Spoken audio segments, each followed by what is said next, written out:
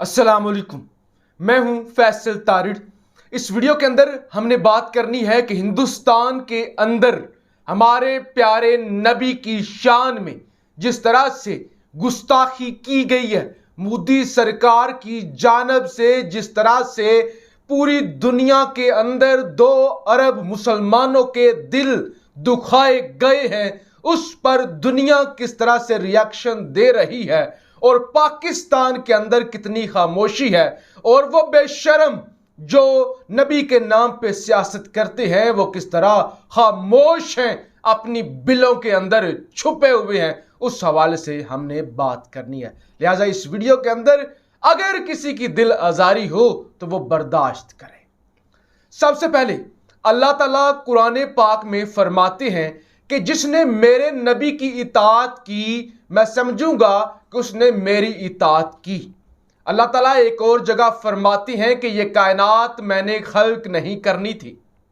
ए नबी, मुझे तुम्हारी इज्जत की कसम, मैंने अगर आपको माबूस ना फरमाना होता तो मैं अपना खुदा होना भी जाहिर ना करता।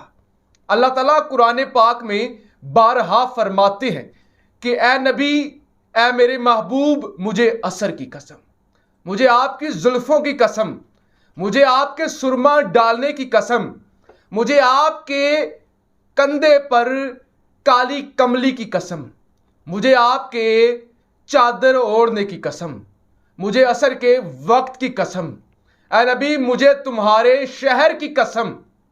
ए नबी, मैं आपको बताना चाहता हूं, अल्लाह ताला इजहार कर रहे हैं मोहब्बत का कि मैं आपसे बहुत मोहब्बत करता हूं। ए नबी, मैं आपको कभी भूल ही नहीं सकता। ए नबी, जब आप यतीम थे तो हमने आपकी परवरिश की, जब आप तनहा थे तो हमने आपका साथ दिया। तो अल्लाह कुरान के अंदर, पूरे कुरान के अंदर यही बारहा इजहार करता है कि मुझे फलां चीज की कसम, मुझे फलां चीज की कसम कि मैं इतनी मोहब्बत करता हूं। अल्लाह ताला एक और जगह पे फरमाते हैं कि ए ईमान वालों, कि वो खास लोग जो सिर्फ मुसलमान नहीं है बल्कि ईमान वाले हैं, मैं और मेरे फरिश्ते, मैं अल्लाह, मैं इस सारी कायनात का खालिक, मैं सबसे बड़ी सुपर पावर, मैं वो हस्ती जिसने नबी को भी तख्लीक किया है, मैं वो हस्ती, मैं भी और मेरे फरिश्ते भी मोहम्मद पर दरूद भेजते हैं। और वो लोग जो ईमान ले आए हैं, सिर्फ कलमा नहीं पढ़ा, जो ईमान ले आए हैं वो भी मेरे नबी पर दरूदो सलाम भेजा करें। लिहाजा हर वो मुसलमान, उस पर फर्ज है, जो भी मुसलमान है, कि वो अपनी जान, माल, औलाद, दुनिया, जिंदगी सबसे ज्यादा अल्लाह के नबी से मोहब्बत करे। अल्लाह ताला फरमाते हैं जिसने मेरे नबी से मोहब्बत का हक अदा किया उसने मुझसे मोहब्बत का हक अदा कर दिया। और अगर कोई मुझ तक पहुंचना चाहता है तो दरवाजा मेरा नबी है। यानी इतना बड़ा मुकाम, इतनी बड़ी शख्सियत जिसकी वजह से मैं भी हूं आज दुनिया में और आप भी हैं, उस शख्सियत की शान में हिंदुस्तान के अंदर गुस्ताखी की जाती है बीजेपी की जानिब से। बीजेपी की स्पोक्स पर्सन है नूपुर शर्मा, गुस्ताखी करती हैं, गलीज अल्फाज इस्तेमाल करती हैं, हजरत बीबी आयशा के बारे में नामुनासिब अल्फाज इस्तेमाल करती हैं। पूरी दुनिया के अंदर कोहराम मच जाता है। हिंदुस्तान के अंदर मुसलमान निकल आते हैं, एहतजाज करते हैं। सऊदी अरब और तमाम अरब वर्ल्ड जो पहले खामोशी इख्तियार करता था, इमरान खान का दिया हुआ शऊर, कप्तान का दिया हुआ पैगाम कि इस्लामोफोबिया और नबी की तौहीन एक्सेप्टेबल नहीं है। अक़वाम मुत्तहिदा के अंदर करारदाद मंजूर कराई, OIC के अंदर आवाज उठाई, तमाम अरबों को जगा दिया, तमाम अरबों को। सऊदी अरब, बहरीन, कतर, आप कुवैत, इसके अलावा भी बेशुमार अरब मुल्क, उन्होंने हिंदुस्तान का बाइकट कर दिया। अपने सुपर स्टोरों से हिंदुस्तान की प्रोडक्ट्स उन्होंने उठा के बाहर फेंक दी। हालांकि कहा जाता कि अरब तो बड़े अय्याश हैं, अरब तो इस तरह के हैं। आम तासुर है, हम डिस्कस करते हुए आए हैं कि अरब ये है, अरबों को इस्लाम से इतना नहीं है, अरब फाहशी की तरफ जा रहे हैं। उसके बावजूद सुपर स्टोरों से वो तमाम चीजें बाहर उठा के फेंक देते हैं और इंडिया के जो सफीर है अपने अपने दारुल खिलाफों के अंदर वो बुलाते हैं और मुजम्मत करते हैं, उनको निकाल देते हैं, यानी हर तरह के एक्शन लेते हैं।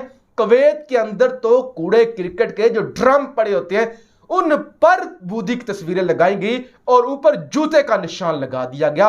यहां तक हिंदुस्तान और मोदी, खासतौर पर मोदी से नफरत का इजहार किया गया। कतर के अंदर, सऊदी अरब के अंदर और तमाम इतना ज्यादा रिएक्शन आया कि बाइकट कर दिया, चीजें उठा के बाहर फेंक दी। और इस कदर मोदी जैसी इंतहा पसंद फैशिस्ट सरकार को मजबूर होना पड़ा कि मोदी सरेंडर कर गया और नूपुर शर्मा को और नवीन कुमार जिंदाल को पार्टी से ही निकाल दिया, स्पोक्स पर्सन के ओहदे से भी हटा दिया और पार्टी से भी निकाल दिया। इस कदर इस दफा मुस्लिम वर्ल्ड से प्रेशर जाता है बीजेपी सरकार पर और इस पर खान साहब भी मैदान में आती हैं, खान साहब भी मुजम्मत करती हैं, खान साहब भी इंडिया को लताड़ती है और कहते हैं कि हम अपने नबी की इज्जत पर कोई कंप्रोमाइज नहीं करेंगे। और सबसे बड़ी बात ये मेरे सामने खबर है, super stores in Saudi Arabia, Kuwait, Bahrain remove Indian products after Modi's ad insulted Muhammad सल्लल्लाहु अलैहि वसल्लम। अच्छा, इसी तरह से यानी पूरी दुनिया के अंदर ये हो जाता है। अब बारी आती है उस मुल्क की जो इस्लाम के नाम पे बना हुआ है, जो ला इलाहा इल्लल्लाह की बुनियाद पे बना हुआ है, दुनिया का वाहिद मुल्क जो नजरिए पे बना, जो इस्लाम के नाम पे बना। बिल्कुल खामोशी, खामोशी, बिल्कुल खामोशी, बिल्कुल खामोशी, चुप, ताले लग गए सरकारों को। यानी यहां पे तो ये प्रोपेगेंडा हो रहा है ना, हिंदुस्तान से दोस्ती करनी है, हिंदुस्तान से हमारे टैंकों को जंग लग चुका है, हम जंग नहीं लड़ सकते। यहां की सरकारें हिंदुस्तान से तजारत करनी है, मिनिस्ट्रियां बनाई जाती हैं, तजारत करनी है, छोड़ दे सरकारों को, छोड़ दे, सरकारें ऐसी होती हैं। बड़े बड़ों को भी छोड़ दे। साद रिजवी पे आते हैं, साद रिजवी जिनकी पार्टी का बाकायदा यही पर्पज है कि नबी की इज्जत यानी नबी का नाम इस्तेमाल करके पॉलिटिक्स करना। इसराइल से, पाकिस्तान से इसराइल वफ्द गए, उन्होंने एक्सेप्ट कर लिया कि हमारे पास आए हैं, पाकिस्तान इसराइल को एक्सेप्ट करने की तरफ जा रहा है, कोई भी नहीं बोला। साद रिजवी चाबी वाला खिलौना बिल्कुल नहीं बोला। एक 8वीं जमात से भागा हुआ नशई जिसको बाप की गद्दी मिल गई और लैंड क्रूजरों के अंदर, वी8 के अंदर अब घूमता है, बिल्कुल नहीं बोला। नामी 10वीं जमात और आगे जो रसूल अल्लाह की तालीमात थी, कुरान का तर्जमा और सब कुछ, सीरत नबी खत्म कर दी गई, साद रिजवी नहीं बोला। आज हिंदुस्तान के अंदर इंतहा हो गई। अब तक जब ये वीडियो मैं रिकॉर्ड कर रहा हूं, मुझे कोई लब्बैक और मुझे कोई साद रिजवी नजर नहीं आया। यानी बेशर्मी की सारी हदें पार। जब आपको चाबी मिले आप मैदान में आ जाते हैं और आप इंतशार फैलाते हैं। यानी अब आपको नबी की इज्जत की परवाह नहीं है। कितने बेशर्म हो गए हैं। और ये इसमें सिर्फ साद रिजवी को मैंने इसलिए कहा कि साद रिजवी और इनकी पार्टी इस नाम पे सियासत करती है, इंतशार फैलाती है, लोगों का ब्रेन वॉश करती है। लेकिन मैं और आप और हमारी सरकारें, हमारी एस्टैब्लिशमेंटें और सारे करता धरता आज बराबर के कसूरवार हैं कि अरबों के जमीर जाग गए, कुवैतियों के जमीर जाग गए और सारे अरबों ने बाइकाट कर दिया, इंतहा तक पहुंच गए जो हिंदुस्तान के साथ सबसे बेहतर रवाबत रखते हैं।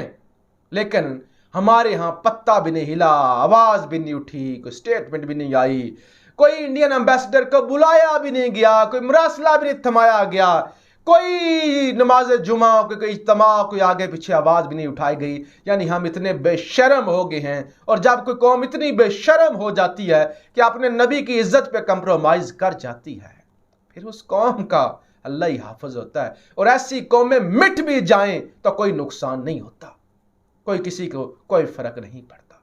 जो अपने लीडर, अपने रहबर, अपने पेशवा की इज्जत को पर कंप्रोमाइज कर जाती है। पाकिस्तान जिंदाबाद।